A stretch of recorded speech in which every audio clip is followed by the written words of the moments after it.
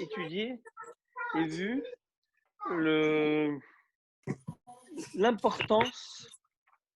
On a parlé de Ézéchias, Chizkiya Améler. On est entré dans le sujet de Chizkiyahu Améler, le roi Ézéchias, qui était à l'époque roi de Jérusalem, à l'époque où il y avait le roi Sanchériv. Le roi Sanchériv qui est venu en guerre contre lui. Alors, pour savoir comment il s'appelait chez les Goïms, le roi Sanchériv, je vous donne son nom et son père à l'époque en tout cas. C'est vraiment, je vous dis la vérité, c'est un plaisir d'aller lire le roi Sargon. Le roi Sargon II, l'empereur Sargon II, c'est son père. Et puis après ses enfants, c'est eux qui vont le reprendre. Euh, C'était l'Assyrie, le roi de l'Assyrie. L'Assyrie, c'était, on va dire, le grand empire à l'époque. Qui dirigeait le monde entier. Il y avait pendant une période les Babyloniens et les Perses qui étaient contre lui, mais lui, il les a écrasés comme il faut. Et puis après, bon, c'était toujours en guerre, cette fameuse guerre. En tout cas, c'est lui qui dirigeait le monde. Il y a dans les musées à Londres, je ne sais pas si vous avez vu ça, M. Zenati, dans les musées à Londres, il y a des fresques de toutes les batailles, et authentiques, hein, depuis dans le palais de ce roi. On voit tout ça. Ils ont retrouvé. Ils ont mis là-bas dans un musée toutes ces fresques. Alors pourquoi on parle de ça? Parce que le roi Ézéchias, avant tout, le prophète Ishaïa, Isaïe est venu le voir, il lui a dit, écoute, tu dois faire ton testament parce que tu vas quitter ce monde. Tu quittes ce monde pour quelle raison? Parce que tu n'as pas fait ce que le bon Dieu t'a demandé. Quelle est cette chose? Le fait d'avoir des enfants. Tu n'as pas épousé de dame, de femme, tu n'as pas eu d'enfant. Et donc, il lui a dit, je sais que je ne l'ai pas fait. Mais avant ça, il lui dit, tu vas mourir ici, c'est tout. Il est tombé malade, il était agonisant. Et tu meurs demain, donc fais ton testament déjà. Et demain, Aaron, tu es avec nous? Aaron, Oui, je suis là. tu enregistres? Oui, oui, je suis en train d'enregistrer. Je ne sais pas si tu as mis en vedette pour que le. Comme tu veux. Ah, oui, peut-être pas. Ok. Alors, et ce qui se passe, c'est que. Ce qui se passe, c'est que. Il lui a dit même dans le monde futur, Metata, et là, il lui a dit, il s'interroge, je ne comprends pas pour quelle raison. Et surtout que Rizkia, comme souvenez-vous qu'on a dit, c'est lui qui a amené tout le monde à la Teshuvah. À l'époque où Sancheriv va venir en guerre, il, il va faire, il n'avait pas d'armée, il va faire quand même quelques mesures, on va voir quelques mesures de précaution préventive. Il va élargir la muraille, je ne sais pas si vous avez vu ça aussi, M. Nati, une muraille de 7 mètres. C'est impressionnant, 7 mètres de largeur. Il a dû même détruire des maisons, comme c'est écrit dans le prophète Isaïe, détruire des maisons qui étaient sur cette frontière pour en faire des murailles, mais gigantesques. Euh, on va voir ce qui s'est passé avec le roi Sancheriv, mais je vais rentrer dans 2 minutes dans cela. Mais avant ça, il lui dit c'est fini pour toi, tu vas pas voir aussi le là-bas, parce que tu n'as pas eu d'enfant. Il dit je n'ai pas eu d'enfant pour quelle raison? Parce que j'ai vu dans l'esprit sacré, roi HaKodesh, que je vais avoir un enfant qui va être méchant, qui va être rachat. Benin de l'Omarlin, comme c'est écrit, des enfants, mais grave quoi. Quel l'Omarlin? Mais c'était vraiment affreux ce qu'ils ont fait. Ménaché, le roi Ménaché, son fils, en fait, il y avait comme ça. Il y avait Chizkiyahu, Ménaché, Amaon. Et son père aussi, Aménaché, c'était un rachat. Si je ne me trompe pas, il s'appelait Achaz. C'est très grave ce qu'il a fait Ménaché. Il a mis mais toutes les Pulchanim, ça veut dire toutes les Avodazorot, il les a fait rentrer en Eretz Israël. Tout ce que son père il a essayé de faire, lui il a ramené. D'enlever, lui il a amené. Il a fait rentrer dans le Beth Amikdash des statues et des idoles.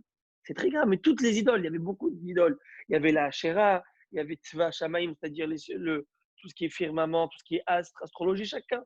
À l'époque, chaque civilisation avait ses idéologies et ses dieux. Lui, il a tout fait. Lui, il a fait un mix, un bon combo. Il a dit on fait tout, nous. On est religieux, on va jusqu'au bout.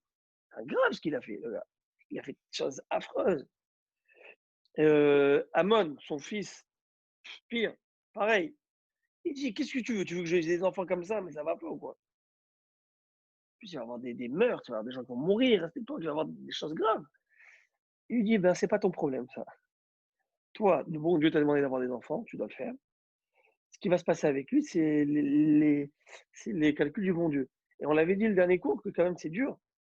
Une personne qui voit noir sur blanc, Roi HaKodesh, il voit noir sur blanc ce qui va se passer, et il peut pas, quoi. Il a une conscience quand même. Et c'est une conscience religieuse, c'est pas une conscience qui est, c'est pas une conscience qui est, au contraire, de m'en foutisme ou quoi que ce soit. C'est-à-dire, il fait attention et au kavod Akadosh Baruch Hu. Et Hachem, il dit non, le plus beau kavod, c'est la soumission totale. Où je fais tout ce que le bon Dieu m'a demandé à la lettre. Des soucis, c'est pas les tiens. C'est les siens, ils s'en occupent. Il sait se débrouiller comme un grand, le bon Dieu. Et ça, c'est très dur. Parce que là, ça montre, très souvent, il y a ce qu'on appelle une ingérence. Plus on avance, et plus on découvre, et plus on connaît, et plus on veut faire au contraire plus. Mais là, il faut faire très attention. Où est ta place? Garde ta place. Et ça, c'est très dur. En tout cas. Mais bien sûr, je parle du prophète, du roi Chizkiyahu avec des gants, parce que le bon Dieu voulait faire de lui le roi Mashiach, comme on l'a dit dans le traité Sanhedrin, à cette époque de Sancheriv, le roi d'Assyrie. Donc, si vous voulez faire de lui Mashiach, c'est-à-dire que c'était une personne de très haut niveau. C'était un jeune roi, hein, 28, 29, jeune roi. Et qu'est-ce qui se passe? Il va dire au prophète Isaïe, écoute, donne-moi ta fille, et moi, avec ton mérite et mon mérite, peut-être que le bon Dieu va avoir pitié de moi, il va avoir de bons enfants. Et je vais avoir peut-être de bons enfants, on ne sait pas. Et il lui dire, ça ne sert à rien, donc je te donne ta fille. Le décret est déjà estampillé, signé là-haut, tu vas mourir demain. Il va lui dire, Ben Amot, le fils de Amot, parce qu'il s'appelait Isaïe, le fils de Amot. Fils de Amot. Finis ta prophétie et sors d'ici. Parce que tu ne peux pas me désespérer. Ainsi j'ai appris et j'ai reçu de la maison de mon père, David Améler, son ancêtre. Même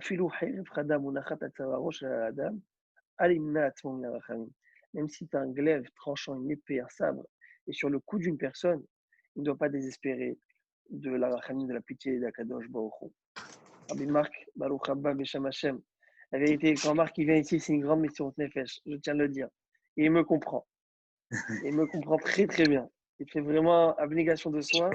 Et il vient écouter le shiur. Il a une journée pleine et pleine. J'imagine tous, mais Marc, je peux être témoin. Alors voilà, je vais dire Chazak Baruch Rabbi Marc. Ça fait très plaisir. Alors qu'est-ce qui se passe?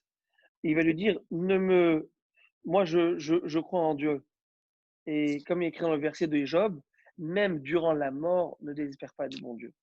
Et Vaïfen El Akir, il s'est détourné vers le mur, non pas le mur, par le mur certainement, pour prier, pour se concentrer, mais Ramim dit le mur de ses entrailles, de son cœur. Il a prié à chaudes larmes et il a sangloté. Il a dit à Kadosh Baruch Hu, s'il te plaît, ne m'abandonne pas. Donne-moi la possibilité de réparer le tort, d'avoir des enfants. Il va se marier, il va avoir encore 15 ans de vie. 15 ans de vie, il va naître ménaché et puis après, il va devenir roi. Alors, on avance. Nous sommes à Daf Yud, à Moudbet. Et on va reprendre le verset comme ça. Miyad, vayasev Chizkiyahu panav el akir, vaitpalel el Hashem. De suite, lorsqu'il est sorti, le prophète Ishaïa, vayasev Chizkiyahu panav, Chizkiyahu a tourné sa tête, son visage, el akir, vers le kir, c'est quoi vers le kir? Vers le mur, et il a, mis, et il a dit comme ça, vaitpalel Hashem, il a pris Hashem. Ils nous disent Mike Kir, c'est quoi le mur? Qu'est-ce que j'ai besoin de savoir? Ouais, me voir. Voilà. Il Moi, nous j'ai besoin voit. de savoir le Kir. Pour parler. Il s'est tourné vers le Kir, vers le mur. Est-ce que c'est quelque chose qui est Je sais pertinent? pas. Est-ce que c'est quelque chose qui est important de savoir? Qui s'est tourné vers le mur? Alors, nous avons donné une première explication tout à l'heure, n'est-ce pas? C'est quoi? Nous avons dit que Mechila, Mikirot Libo, du mur de ses entrailles, de son cœur, profond de son cœur. Mais il y a une autre explication. Rabbi Levi Amar Alice Kekir. Il a parlé à Hachem, il a conversé, il a dialogué avec Akadosh Baruch Hu par rapport au kir, par rapport au mur. Qu'est-ce que ça veut dire ça? En fait, il a essayé de séduire Hachem, d'amadouer Hachem. Il va lui dire, Amar les fanav, il va lui dire, Ribonon Shalom, maître du monde. Uma shunamit, Shelo asta ila kir ahad ketana, Ihyeta et bena, Avi Abba, Shehipa et Aichal kulo bechesef ou zahav, alachat kama avec kama. Premièrement, il va lui dire, vous connaissez tous l'histoire de la Shunamite. Je ne sais pas si vous avez entendu, vous avez eu l'occasion de parler de la Shunamite, cette femme qui a mis au profit de l'Élisha du prophète Élisée. Elle a dit à son mari, on va revoir ce sujet dans quelques minutes, mais elle va dire à son mari, il y a un homme saint, le prophète Élisée, qui passe chez nous, dans la ville de Shunem, et il est chez nous de manière assez provisoire, précaire. Bien, on lui fait Aliakir, on lui fait un petit studio. On lui mettrait là-bas une table avec chaise, avec un candélabre, pour qu'il puisse avoir son intimité et son appartement. Elle a fait un petit mur. Elle a fait un mur. Elle a fait un mur. Et sur ce mur, à l'époque, quand je vous raconte l'histoire, qu'est-ce qui s'est passé? Le prophète Élisée, il avait un shamash, un majordome, quelqu'un qui s'occupait de lui. C'était un rachat, celui-là, on verra. Vous connaissez tous ces histoires de Gehazi, c'était un vrai rachat, celui-là. Mais à un moment, Gehazi va dire à Élisée, écoute, cette femme nous rend vraiment des services, tout ce qu'elle fait, c'est extraordinaire, elle n'est pas obligée de le faire, elle le fait. Peut-être qu'on lui rend la monnaie, elle va lui dire qu'est-ce qu'elle a besoin, qu'est-ce qu'elle n'a pas, qu'elle aurait voulu avoir. Elle va lui dire qu'elle n'a pas d'enfant. Elle n'a pas d'enfant. Eh bien, il va lui dire, elle va l'appeler, elle va lui dire, écoute, madame, l'année prochaine, tu auras un enfant. Tu enlaceras un enfant. Elle va lui dire, Adichazfi, mes chiffres à terre, ne me déçois pas, ne me donne pas de faux espoirs, je t'en prie. Avec ça suffit. Ne t'inquiète pas, tu vas voir l'année prochaine. Et c'est ce qu'elle a eu. Elle a eu un enfant. Cet enfant est né quelques années plus tard. Vous connaissez l'histoire, on le lit dans une haftara. Il va dire, papa, il est dans les champs avec son père, là-bas avec les employés, les ouvriers. Et papa, j'ai mal à la tête. Ils vont l'amener chez la maman et il va mourir, cet enfant. Elle ne va pas désespérer. C'est incroyable. Il y a de la force d'une mère. Il est mort. Qu'est-ce que tu veux faire? Elle va aller voir Elisha. Elle va lui dire, viens, mon fils, tu me l'as promis. Il est mort maintenant. Elisha va aller le voir. Il va mettre bouche sur bouche, nez sur nez, etc. Une procédure. Et il va le ressusciter. Alors, il lui dit comme ça. Il dit, Hiskiyahu Amelech. Cette femme, qu'est-ce qu'elle a fait? Elle a fait un kir. Kir, c'est quoi? On va le voir dans le pasouk. On verra deux explications. Ou que c'est un mur, c'est une grande pièce, donc il a mis un mur pour séparer, ou un petit plafond. Sur le toit, elle a construit un plafond pour lui faire un studio sur le toit. OK? Un nouveau toit. Elle dit, pour ce petit mur-là, regardez le mérite qu'elle a eu. Son fils, elle a eu un fils, et son fils a été ressuscité. Alors moi, par le mérite de quoi? Par le mérite de mon grand-père, c'est qui? Avi Abba, le père de mon père, c'est Shlomo Amelech, qui a couvert, qui a enrobé, comment on appelle ça en français? Qui a, je sais pas si ça dit enrobé, le Echal, le sanctuaire d'or et d'argent, à plus forte raison que je mérite d'avoir ça. J'ai le zéchout des parents, le zéchout avot, le mérite des parents. On appelle en français, pas enrobé, on dit, Rabbi Henri. Enveloppé? Quand un bijou, lorsque bon, Il y a orné. qui a orné, voilà, bon, on va dire comme ça, orné. Hipa, c'est, voilà, c'est, bon, c'est pas grave, ok, qui est enveloppé, qui est enrobé. Alors, il va dire, alors, s'il te plaît, plus encore, il y a un autre pasouk, d'accord, c'est un pasouk dans le prophète Isaïe, apparemment, ce que nous a dit, ce que va dire, le dialogue que va avoir, les propos, les dires de Hiskiyahu Hachem, Zechorna et Asher italarti lefanecha behemet, uvlev shalem, Hachem, souviens-toi, s'il te plaît, ce que j'ai fait, comment j'ai marché devant toi, Béhémet, avec justice, avec droiture, avec vérité, ou Velev Shalem, avec un cœur entier. Le bon à tes yeux, j'ai fait. S'il te plaît, pour le bon que j'ai fait, pour tout ce bien que j'ai fait, s'il te plaît, do it. Rends-moi cette faveur, ne me tue pas. Maï City. C'est quoi le bien, le bon? J'ai fait le bon à tes yeux, ce qui est bien à tes yeux. Amarav Yehuda, Amarav, Rav Yehuda, au nom de Rav, nous dit, tu sais ce que c'est quoi? Chez Samar, Géoula et Tfila. C'est qu'il a toujours juxtaposé la Géoula à la Tefila. Le Baruch Ata Hashem Gad Israël à la Hamida. Alors, c'est un rappel, on n'a pas de critique qu'il y a, ça rappelle ce qu'on a vu la dernière page. Vous vous rappelez? Qu'est-ce qu'on a vu la dernière page? Qu'il y a une mitzvah de juxtaposer quoi? La Géoula Baruch Ata Hashem Gad Israël à la Hamida Hashem Tefataï. Et en faisant cela, c'est très bien. Et il ne faut pas s'interrompre. Et celui qui fait ça, il n'aura pas de mazik ce jour-là. Il n'aura pas de dommage. Il n'aura pas de problème. Au contraire, on a vu que Rabbi Bourona, il faisait ça. Un jour, Rabbi Bourona, il avait fait ça. Et tout le journée, il avait le sourire. Alors, j'ai oublié de vous dire, un des Tosfot, Tosafiste, Tosfot, la dernière page, il dit, mais tout le monde fait ça. On fait tout ça maintenant, n'est-ce pas? Un Rabbi Henri, le matin, la tefila, Baruch Ata Hashem Gal Israël, Hashem Tefatet Tiftah. N'est-ce pas?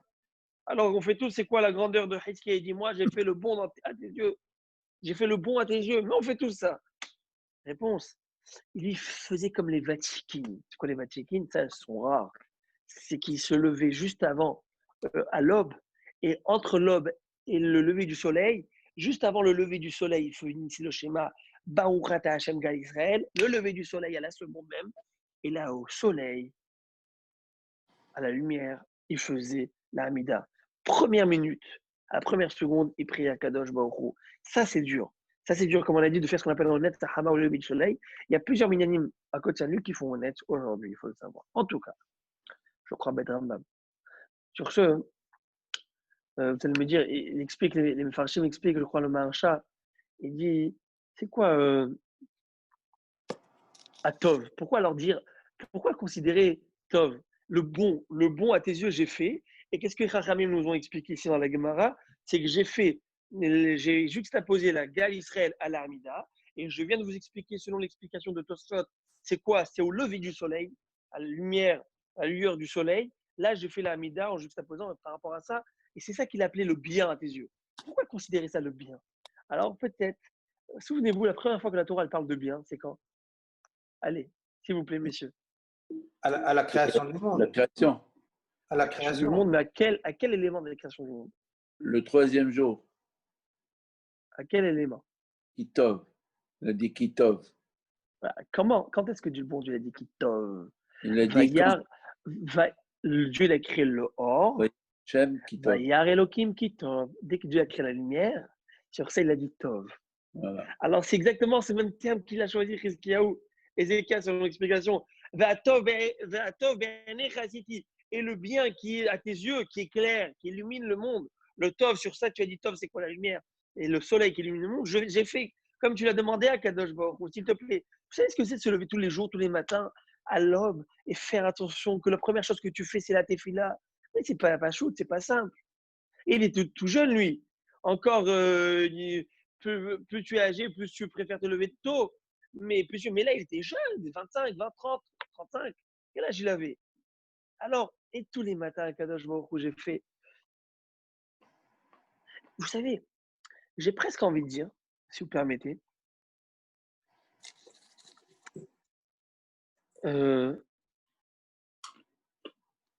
en termes de chronologie, chronologiquement, si je ne m'abuse, il faut que je vérifie. Peut-être M. Znati va nous le dire avec les vidéos qu'il a vues.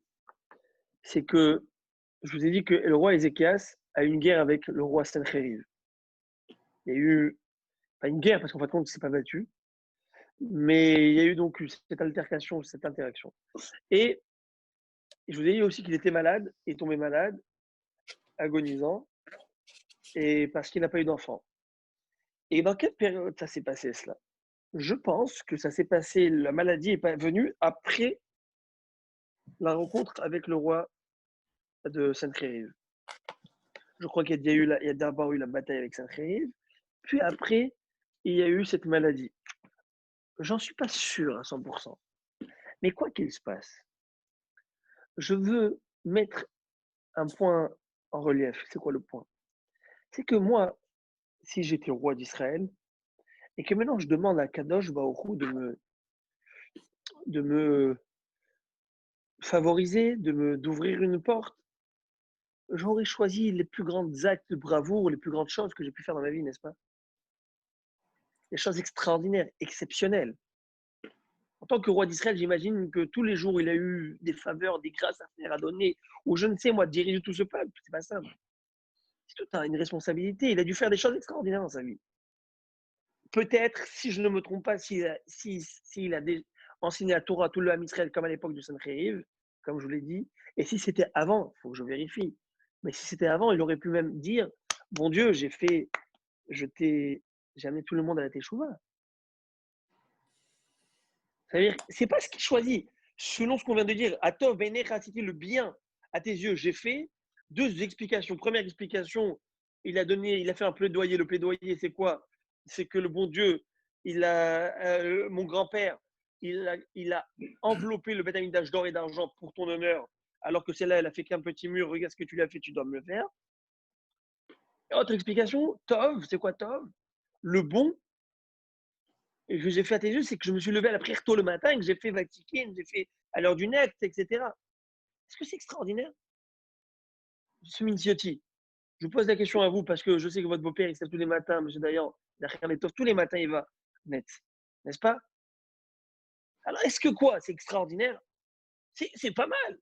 Mais je veux dire, là, il va mourir. Là, il a une xéra. Je veux dire, là, tu dois rappeler les plus forts, les moments les plus forts de ta vie, les moments les plus extraordinaires que tu as fait, les prouesses. Mais c'est pas ça qui rappelle. Alors, c'est pourquoi ma conclusion à moi, c'est que le quotidien et l'habitude est de ne pas changer de ces belles habitudes. Et c'est tous les jours, et tous les matins, et on fait, et c'est dur, et tu fais. Mais tu dis, bon, c'est une habitude. Non, c'est pas une habitude. Ça, c'est une vraie prouesse. Parce que nous, les hommes, nous sommes habitués, et on peut faire des choses extraordinaires. On peut amener la lune à une personne. Mais une fois, deux fois, ne me saoule pas tous les jours. Je peux pas tous les jours. Ne me le demande pas tous les jours. On est habitué. Et lorsqu'on va être sous les feux du projecteur, on peut tout faire. Parce qu'on sait que ce n'est pas tous les jours. Mais de faire quelque chose tous les jours, de prendre une responsabilité tous les jours, ça, c'est très dur psychologiquement. Ça, c'est très compliqué. Pourquoi de plus en plus de personnes, aujourd'hui, le mariage est décalé à plus tard? À l'époque, c'était 17 ans, 18, 13 ans, c'est écrit en Shulchan Aruch. 18 ans, 21, 25, 30, 35, 40, 50. Aujourd'hui, combien vous allez voir? Allez dans les sites, vous allez voir de rencontres. Parce que prendre une responsabilité, offrir un château à quelqu'un une fois, c'est facile. Mais tous les jours, allez, va faire la vaisselle, allez, va aider, allez, va amener les enfants, ramène, ci, ça. Et là, c'est un hommage que je vous rends à vous tous, parents. Mais c'est extraordinaire. Quel travail sur soi il faut faire. Et tu veux l'ouvrir. Eh non, tu t'es parce que tu sais que tu ouvres là, c'est Hiroshima. Sinon, c'est Nagasaki. Sinon, c'est Owo. Et là, tu y vas. Et c'est un travail de tous les jours. Et ça, cette constance et cette stabilité, ça, c'est une vraie prouesse. Ça, c'est ce qui est Tov Ben Hashem. Ça, c'est ce qui est bon au regard d'Akadosh Baruch Hu, à mon humble avis. Et c'est pourquoi la lumière s'appelle Tov. Parce que ça n'a pas existé un jour où la lumière ne s'est pas levée ou le soleil ne s'est pas levé. Tous les jours, même chose. Elle n'a jamais changé. Elle a toujours fait son céder, toujours fait son ordre naturel. Ça, c'est une prouesse. De faire des choses extraordinaires. On peut le faire tous. Mais une fois, pas plus. À combien de fois? Et là, l'extraordinaire, c'est dans la constance. Et là, je pense que Chizkiyahu Amelech nous apprend une chose extraordinaire. Ça, c'est ce qui est bon aux yeux d'Akadosh Baruch Hu. Et vous savez, laissez-moi vous partager un petit chidouche, maintenant qu'on a parlé de ça, qui me vient à l'esprit. Excuse-moi, Rabbi. Chidouche que j'ai eu l'occasion de dire, oui. Le mot que tu cherchais tout à l'heure, je pense, c'est enjoliver. Ah, c'est gentil, mais c'est pas ça. Non? Ok. Non. Ah, enduire. Ah, enduire, oui. Enduire Voilà, d'or. voilà, Oui, d'accord. Bravo. voilà. Ouais. Merci. Merci Larousse. En tout cas, Sur ce, on revient à nos moutons. C'est la rouge, pas la rousse. Good. Sur ce, on dit comme ça dans le Birkat Alevana. Poël Emet. Ouvrier droit, juste, Emet, vrai. Chez Peulato Emet, que son action est vérité. C'est quoi Poël Emet chez Peulato Emet? Qui est vérité, qui est droit, qui est honnête. Rachid de dire dans le traité Sanhedrin, chez Loshinu et Tidram, c'est qu'ils n'ont pas changé leur ordre. Et juste après, c'est écrit, Sassim Usmechim la Sod Retzon Konehem. Juste avant plutôt, Sassim la Sod Retzon Konehem, Poël Emet chez Peulato Emet. Ils sont heureux de faire la volonté divine. Poël Emet, ouvrier juste, chez Peulato Emet, que son action est juste. Et Rachid expliquait c'est quoi son action est juste, c'est qu'il n'a jamais changé. Regardez, en introduction, qu'est-ce qu'on a vu? Sassim Usmechim la Sod Retzon Konehem. Heureux et joyeux de faire la volonté de leur créateur. Et juste après, c'est écrit quoi? Des ouvriers honnêtes, justes. Et Rachid de dire qui n'ont jamais changé. Je me suis permis de dire et d'expliquer comme ça une fois. C'est que tu veux être heureux dans ta vie, tu veux être fier, tu veux être satisfait, tu vas avoir le sentiment que tu as accompli quelque chose. Et bien, c'est dans la constance. Quand tu es constant et tu fais, et encore, et encore, et encore quelques lignes de Gemara, et un lundi, et un autre jeudi, et encore un lundi, et on avance petit à petit, et encore on met quelques lignes de plus, et quelques connaissances de plus, et quelques actions supplémentaires. On n'est pas obligé de tout changer, parce que là est l'erreur. Mais on doit vouloir tout changer un petit peu, un petit peu. Prenez ce sablier, il va tout descendre, mais il va prendre son temps. Il va descendre. Et c'est là que quoi? Si tu es constant, que quoi? Chez l'Oshino Sidram, que tu n'as pas changé, que tu n'as pas eu des excès ou de zèle ou de chute. Mais au contraire, un petit peu, tu solidifies et tu construis comme il faut tes fondations, et bien là, tu vas être heureux dans ta vie. Quand tu vas te retourner en arrière, tu vas voir tout ce que tu as fait et que tu n'as pas lâché. Et bien, tu vas te dire, waouh, ça c'est moi, oui, c'est toi. Et ça, peut-être, c'est le tov. Le tov, c'est quoi? C'est le bon. Le bon, c'est quoi? C'est la lumière. Et sur ça, le bon Dieu, la première fois qu'il va dire, tov. Première fois, c'est ça, tov. C'est la lumière, la constance, le soleil. On Voilà. dit bien Et c'est que pour ça que le soleil est rond et circulaire. Parce que c'est de routine. Mais, et là est l'erreur. C'est qu'il ne faut pas croire que c'est de la routine. Parce que cette routine, certes, il ne faut pas le faire comme un robot. Il faut toujours essayer de trouver les émotions, les émotions. Et c'est pas facile. C'est pas facile parce que c'est un acte qui est habituel. Et normalement, on dit l'accoutumance est à des sentiments. Je suis habitué de le faire, je suis habitué. Il ne faut pas que ce soit redondant. Il faut que quand tu le fasses avec le cœur. Et le bon Dieu, lorsque tu te lèves le matin, chaque matin, quand tu vois le soleil, quand tu vois cette belle température, tu ne te lasses pas de ce beau soleil, n'est-ce pas? Jamais. Personne ne peut se lasser et dire ah, il fait encore beau. Il se lève, il ouvre le rideau le matin et il est tellement joyeux. Pourquoi? Parce que le bon Dieu nous a donné en nous cette force où la nuit, tout se remet à zéro, on recharge les batteries, on a envie, on veut refaire, et on veut s'avancer. Et bien, ça, c'est l'idée. Alors, ça, c'est vraiment c'est un Hachem sentiment, lui-même est un constant. un partage. Tout à fait. Ça, tout à fait. Hachem lui-même est constant, il ne change pas. Ouais, Le bon, parce que Meshané. c'est le bon Dieu. Mais c'est vrai que chez Akadosh beaucoup écrit, il écrit comme ça dans la bracha.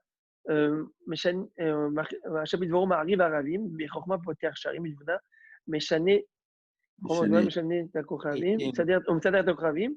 Comment c'est écrit? Chapitre Vorom arrive à Ravim, Bechorma Meshané Poter Etim. Sharim Ilvuna, Meshane Etim, ou Mahalif Tazemanim. Meshane Etim ou Mahalif Tazanim, Msader Takochavim. Les C'est-à-dire que le instants. coup change les temps, les Ouais. instants, moment de joie, moment de ci, moment de, etc. Ça veut dire, et à nous, et la difficulté, c'est de garder la constance dans toutes ces émotions, dans tous ces sentiments et dans tous ces modes. Ça, c'est très dur. Alors, on ne peut pas toujours être high. Des fois, on est down. Mais il faut toujours garder le fil conducteur. Et c'est ça la constance. Tu ne peux pas toujours être au top. Mais au moins, tu fais ta Shmirat Shabbat. Il y a des choses que tu ne dois pas dépasser. Tu mets tes films tous les jours. Après, ce que tu... Mais au moins, tu vois, il y a des points essentiels que sur ça, tu te dis, ça, je lâche pas, tu vois. Il y a un temps pour Après, le chaque chose. reste, voilà. Et c'est comme ça que qu'on avance dans la vie. Maintenant, ça, c'est bon. Ça, c'est un hidouche personnel que je voulais vous partager. J'espère que vous l'acceptez. Et si vous ne l'acceptez pas, c'est le même prix. On y va. Alors, Le quoi? roi Salomon dit il y a un temps pour mourir, un temps pour vivre, un temps pour ceci, un temps pour cela. Il y a Fémol. C'est ça. Comment c'est écrit? L'ifcode, être l'ircode, être Pour la- séphod, vous voulez un petit chidouche ou pas? Allez, je vous dis un Ouais. petit chidouche. Allez, allez. $1 million, mais là, très Ben, joli. Là. Allez, je vous 500 le 000 donne. mois. Je vous le donne, je vous le donne. Parce que vous avez parlé de ça, comme je dis, il y a un temps à tout. C'est intéressant que à tout, je voulais le verset de Roi Salomon, ok? Ouais. Je vous le lis. Vous pouvez même le mettre, je ne sais pas si Monsieur Aaron, tu es avec nous, Rabbeinu? Oui. Si tu peux nous mettre sur Sepharia, ce pasouk. Je te donne le pasouk, je te donne le. 2 secondes, je démarre Sepharia. Sepharia. Tu vas dans le livre d'Ecclésiaste, Dans le livre de. l'Ecclésiaste, Coëlette. Tu peux le mettre même en anglais là-bas les deux. Tu l'as? Non, je vois pas du tout où je regarde là. Regarde, mais fais-moi un partage et je te dis où. Un partage d'écran. Ok. Share. J'aime beaucoup ta bibliothèque. Merci, je viens de la finir. Elle est magnifique. Ah, c'est vrai ou c'est. Mais non, c'est un background. Ah, c'est un background. J'avais ça. Moi, j'aime la tienne. Moi, j'aime la tienne. Ça, c'est un vrai. À la synagogue. Ouais. Alors, vous allez tu vas au Tanakh. Vas-y, Tanakh. On va descend. Voilà, descend. Ici, stop. Monte. Ecclésiaste, voilà. Voilà. Vas-y. Maintenant, mais tu vois, en haut, Aleph Bet. En haut, non, à droite, Aleph Bet, bravo. Mais les deux, super. Maintenant, tu vas au chapitre numéro 3. Et tu vas ici, voilà. On lit. Alors, non, on va lire. Allez-y. Alors, non, où tu es parti? 3. Chapitre 3.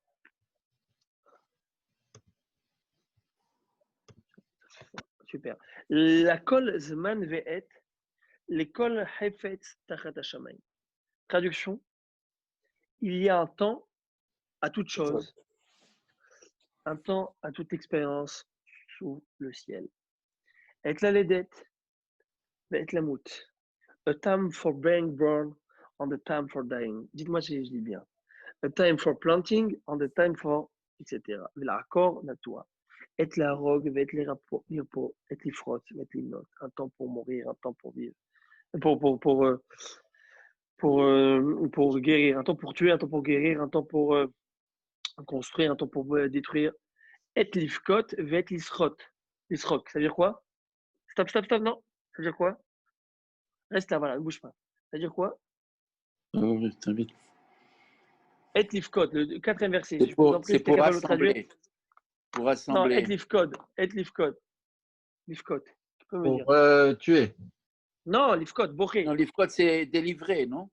Pleurer. Il est écrit en anglais à côté. Pourquoi Oui, vous oui, prenez la tête? for weeping. A time for reaping. Oh, mais Reaping, c'est ça, quoi? tu m'as fait arrêter ici. C'était là, on était là. Voilà. C'est quoi pleurer? Weeping. Ok.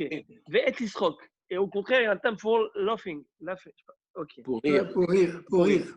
Maintenant, qu'est-ce qu'il y a écrit? Avec ses fods, ve'el rekod. Il y a un temps pour faire ses fods. Fods, c'est l'oraison funèbre, n'est-ce pas?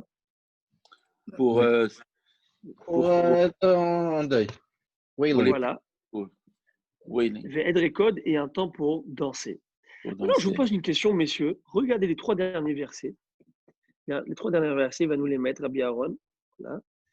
Et je vais vous demander, à votre avis, lorsque vous. Non, plus haut.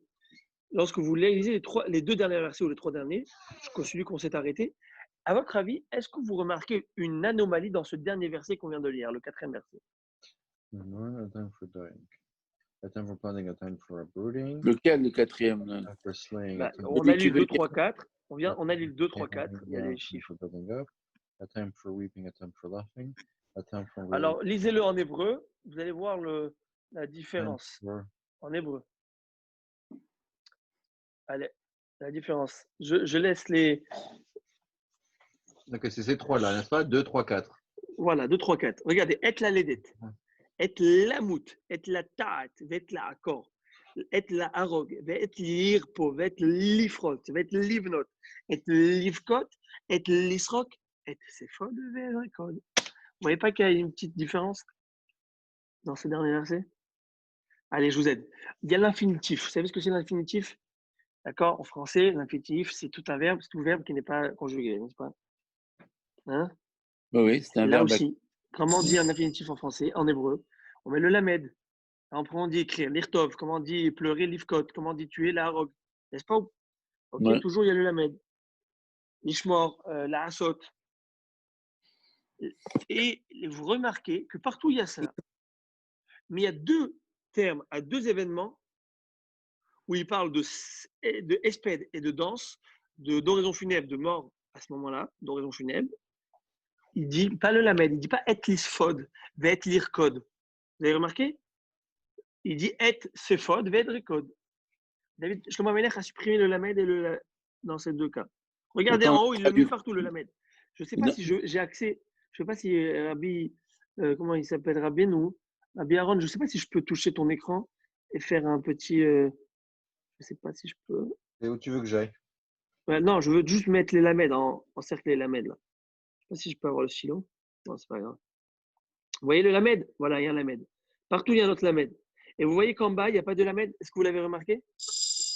Oui. Oui? C'est bon, vous me suivez? Mhm. Super. Khazak, merci Aaron. Voilà, on va enlever l'écran, ça je vois tout le monde. Alors, à votre avis, c'est quoi l'explication? Mais c'est comme ça fait. Ça marche bien avec la rime. Est-ce que c'est à voir avec le fait que c'est Hachem lui-même qui donne la mort, Et qui envoie danser, c'est lui qui la danse? trompette? Et danser, c'est lui qui danse? Et c'est pas tellement vrai parce qu'il y a écrit la rogue, être la rogue, le moment pour tuer. Là, on parle de séphod, c'est l'oraison funèbre. Ah. So, what the pshat? What the explication for that? Alors, Chachamim, je crois que c'est le Gaon de Vilna, il nous explique quelque chose de très joli. Le Gaon. Chaque lettre, en hébreu, c'est pas comme en anglais ou en français. Le A, c'est quoi? Une tour Eiffel ou une, je sais pas moi, une slice de pizza? Chacun selon ses imaginations ou selon son appétit. D'accord? Mais c'est pas alpha, bêta, gamma. C'est un consensus, n'est-ce pas? Et on a décidé que ça, c'est comme ça. Mais en hébreu, les lettres, c'est la Shana Kodesh. C'est Dieu, c'est le bon Dieu qui a décidé que ces lettres sont comme ça. Et chaque chose a une explication. Et la lettre même a une explication, une définition. Maintenant, le lamed, si on prend le lamed, ça rappelle quoi comme mot, le lamed? Le chameau. Le limoud à Torah, le lamed, n'est-ce pas? Limoud, c'est quoi? C'est l'étude de la Torah. Est-ce qu'on a une obligation d'étudier la Torah matin, midi, soir, selon la Torah? Vagitabo, yomam, valaïla. On doit étudier matin et soir. Bravo. Est-ce que lorsque j'ai une mitzvah à faire et il y a deux mitzvot dans la Torah où Tosfot nous dit, on le voit dans Maseret Tubot plusieurs fois, pas Tosfot avec Maral, les Chachamim, la Torah nous dit où je peux arrêter l'étude pour faire cette mitzvah. Très importante aux yeux d'Hachem. Vous savez c'est quoi? C'est lorsqu'il y a une levaya, lorsqu'il y a un mort et je dois accompagner le mort à sa dernière demeure pendant les spédim, ça, je peux arrêter l'étude à ce moment-là et aller rendre Et dernier donc, quand hommage. il y a une naissance aussi, Et alors. aussi, Non, quand il y a une brite. pas du tout. Et aussi, vous êtes Moël, et aussi à la Achnasat Kala, s'occuper d'une mariée, en la simcha en mariage, s'occuper de leur montrer qu'on est joyeux avec eux. Alors, ça rappelle quoi? Séphod et Récod. Récod, c'est les danses. Séphod, c'est l'oraison funèbre. Il y a deux endroits où il a enlevé le lamed. Il a enlevé l'étude. C'est quand? C'est au moment de la danse, c'est vraiment l'horizon funèbre. Tout est calculé, messieurs. Magnifique. Dans le mille.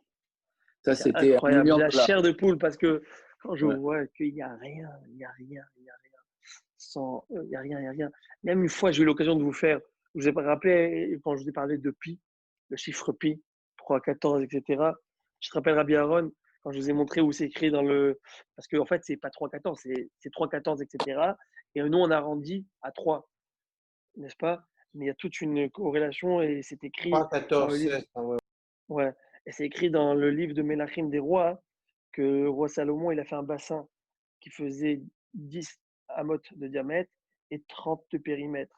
Mais c'est pas vraiment 30, c'est un problème, parce que normalement, ça devrait être combien? 3,14, 31, 40, etc. Alors quoi, le verset. Alors, il faut voir ce qui est écrit là-bas. Et bien aider, un autre jour, on le fera. Bon, on revient à nos moutons. Promis, Alors, tu vas qu'est-ce être qui se là la passe? prochaine fois. Quoi? Promis, promis, tu nous dis qu'est-ce qui se passe avec Non, 3 je promets pas. Mais bien aider, on le fera, si Dieu le veut. OK? Ah, tu n'avais pas dit Blinéder, tu as dit la prochaine fois. Tu n'as pas dit J'ai pas Blinéder. terminé ma phrase, Rabbeinu. Tant que le chiot n'est pas terminé, il y a pas, ma phrase est encore devant. Sur Ok. ce, on y va. Allez, Rabbi Mordechai. Alors, Agmara dit comme ça. Euh, Rabbi Lévi Amar. Rabbi Lévi dit non. Le Tov Benecha, le bien qu'il a fait. Là, il est en train de faire un plaidoyer, le roi Ézéchias. Et lorsqu'il dit le bien que j'ai fait à tes yeux, c'est quoi le bien? C'est pas par rapport à avoir juxtaposé la prière, c'est par rapport au fait chez Ganaz Sefer Efouat. C'est quoi le Ganaz Sefer Efouat? Alors là, vous allez, il y en a qui vont grincer des dents. Mais regardez ce qu'il a fait le roi Ézéchias. Ça, il faut avoir du courage pour le faire. Il y avait un livre qui s'appelait le livre des Refouot, le livre de la médecine, le livre des soins. Ce livre, alors il y a plusieurs avis depuis quand il est, parce que depuis Adam Arishon, depuis Moshe Rabbeinu, selon, où toute plante, toute maladie, il y avait la solution de la maladie avec la plante qu'il faut prendre pour avoir la maladie, avec le médicament qu'il faut.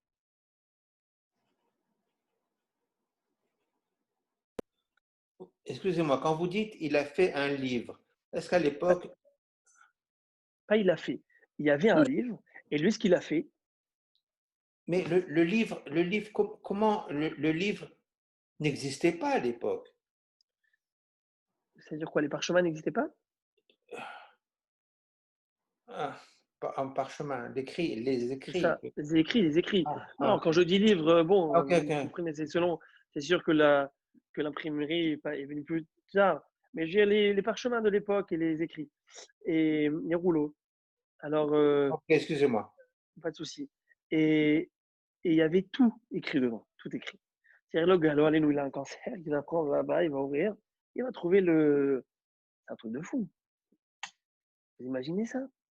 Mais là, il y a plus d'hôpital, je veux dire, c'est. Donc le Et ben roi lui, il a pris, a fait il a ça. pris, Il a il a pris ça. pris, il a pris, il a caché. C'est Il a fini. fait ça. Il n'y a plus. Pourquoi?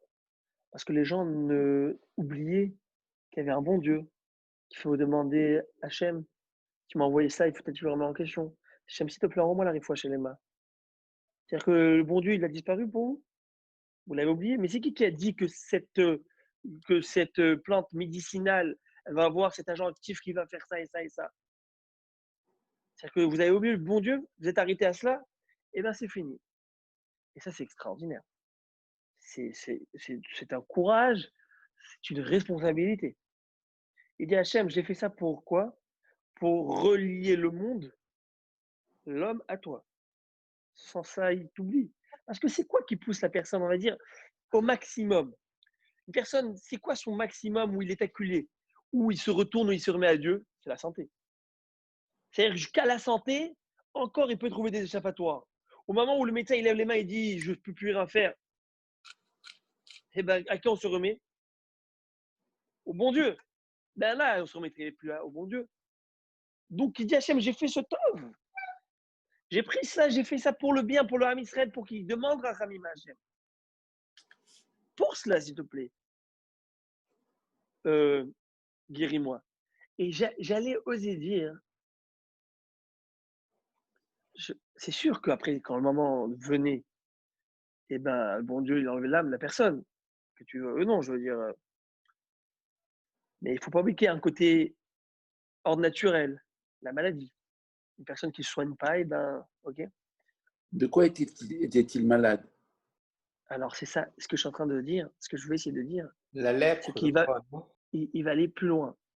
Il va aller, je ne sais. Il va aller plus loin. Je veux aller plus loin peut-être. C'est-à-dire que lui, il aurait pu utiliser ce livre Oui. parce qu'il était malade.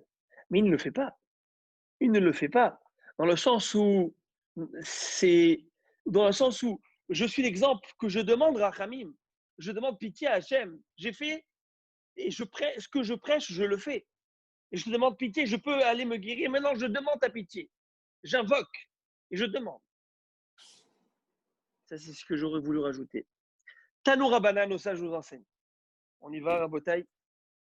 Shishat Varim Asa Hiskiyahu Amelech. 6 choses a fait le roi Ézéchias. Al Shlosha Odulo. Va al Shlosha Odulo.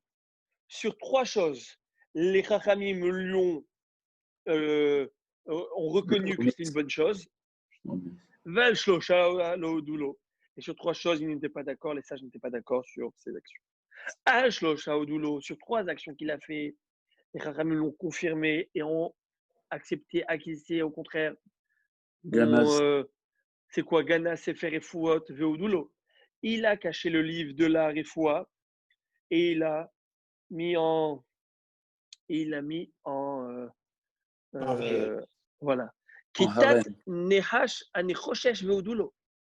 Il a pillé, concassé, réduit en poussière le serpent de l'époque de Moshe Rabbeinu. Vous vous rappelez ce serpent à Parashat Roukat où les ministres ont parlé du mal, se sont plaints encore et encore, et Akadosh Baruch Hu va envoyer des vipères et des serpents qui vont mordre et qui vont tuer ces Israël. Et lorsqu'ils vont voir ce serpent en cuivre qui était posé sur un mât, et ils vont lever le ciel, les yeux vers le ciel, et là ils vont se guérir. Et nos Chachamim dans le traité Rosh Hashanah nous dit, est-ce que vous pensez que c'est le serpent qui va guérir ou le serpent qui va faire vivre? Pas du tout. Lorsqu'ils levaient les yeux vers le haut, ils repensaient à Kadosh Baruch Hu, et là ils avaient la réfouach chez les mains, n'est-ce pas?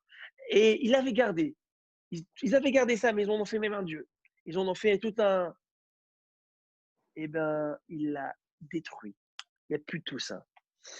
Vous savez, là, j'ouvre une parenthèse. Nachmanide nous dit, regardez l'histoire de.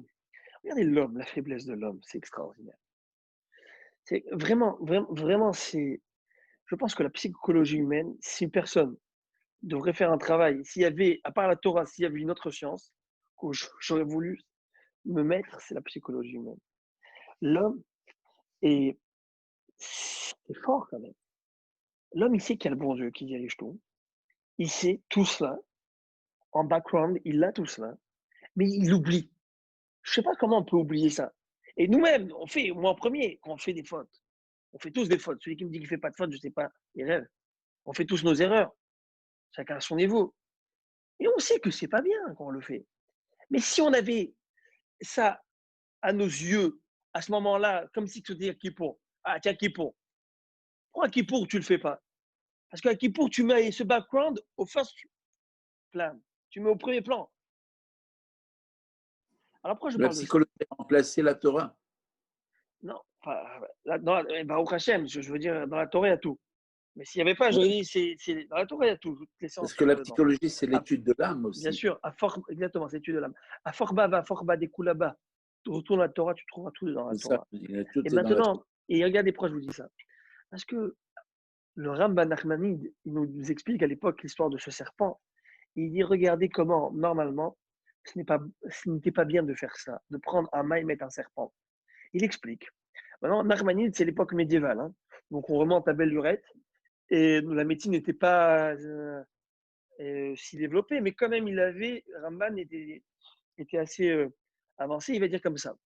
Si vous prenez une personne qui a été mordue par un chien qui a été enragé,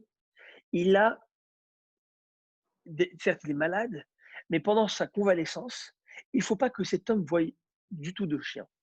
Parce qu'il y a ici un côté psychosomatique et un côté psychologique qui est que s'il voit ce chien, s'il revoit cet animal, eh ben, il va avoir du mal à se rétablir.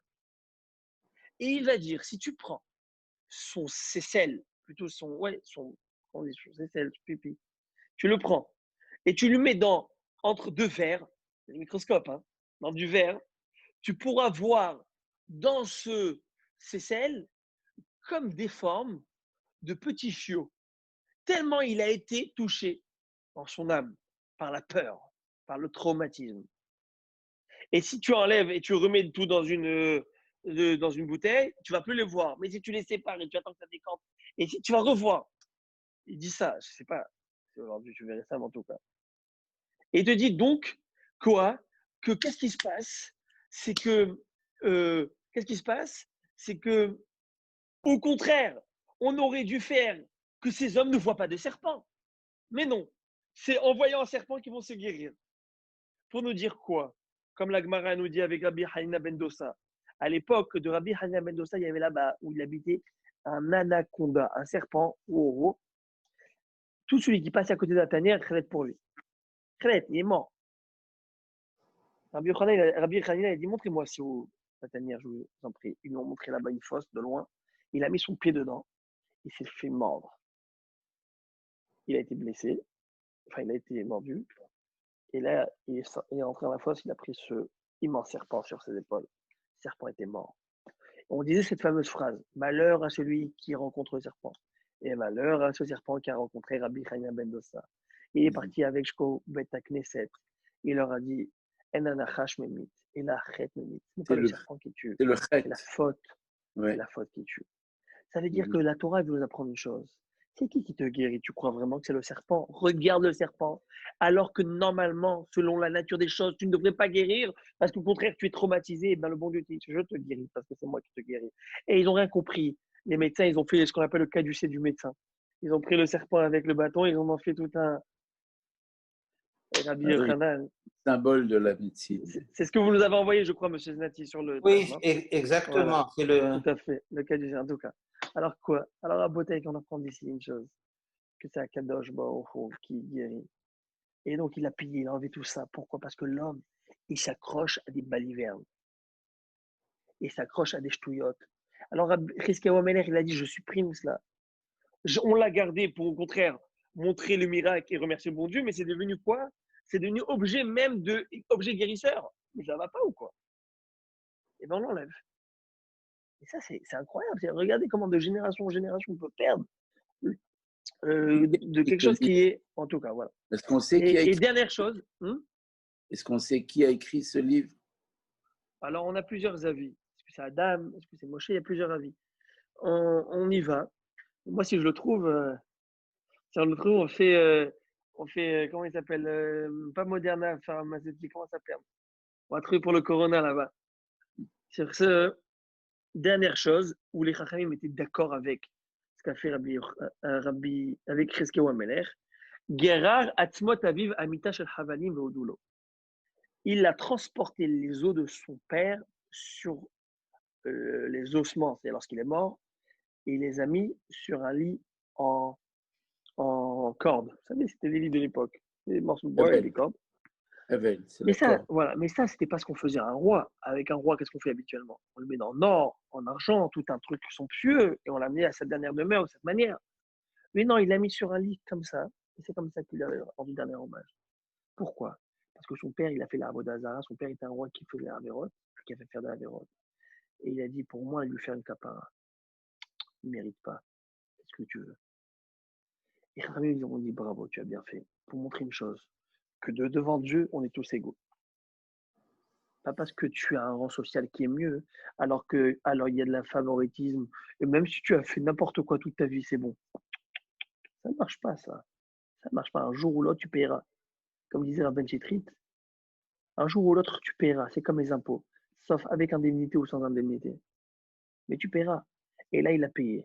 Et on voit peut-être, au contraire, une grande chose, c'est qu'il voulait faire une capara à son père, pour qu'il ait une boucha, une honte maintenant, au moins que là-haut, ça le délivre d'autre chose. Et à trois autres choses qu'il a fait que les Chachamim n'étaient pas d'accord avec lui, ça on verra le prochain shiur, et ça on aura besoin de Mégalim, une petite vidéo sympathique de là-bas si Dieu le veut, On verra. Je vous souhaite un Shabbat Shalom. Ce fut un plaisir pour moi to learn with you, to steigen, étudier avec vous. C'était vraiment super agréable. Et je remercie le bon Dieu de m'avoir donné cette opportunité. Toda Rabba, Rabbi Marc, Rabbi Henri, Toda Rabba, Rabbi Mordechai, Rabbi Monsieur Abenaïm, Rabbi Aaron et Rabbi Alberto.